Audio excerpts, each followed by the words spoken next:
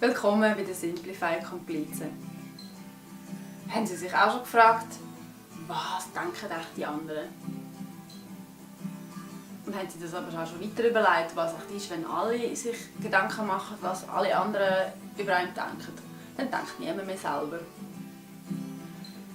Mit der Frage, was denken die anderen, können Sie sich so richtig ins Boxhorn jagen. Stellen Sie sich vor, Sie organisieren eine Hochzeit.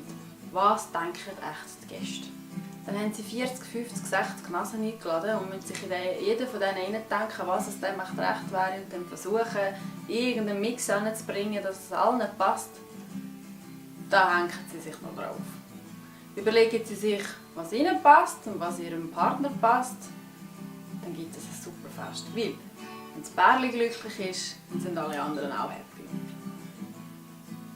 Oder Kleidungsstil. Was bringt es, wenn man sich einfach immer anpasst, nur um die blöden Sprüche nicht damit zu bekommen? Machen Sie sich doch einen Spass daraus. Wenn Sie irgendeine Weste haben, die völlig abgefahren ist und Sie haben eine Scheissfreude daran, legen Sie aber nie an, weil Sie immer denken, oh nein, das geht nicht, oh nein. Oder Sie haben einen Hut aus der Ferien oder irgendetwas, was Sie Hammer finden, wo Sie jedes Mal Freude haben, wenn Sie den anlegen. Und denkt, oh nein, so kann ich jetzt zum Haus aus. Nein, jüdische Sprüche, oh nein.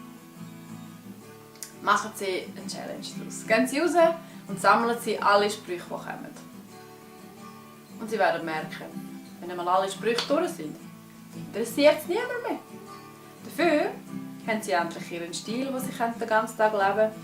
Sie müssen sich nicht mehr verstellen und vor allem müssen Sie sich nicht mehr fragen, was die anderen denken.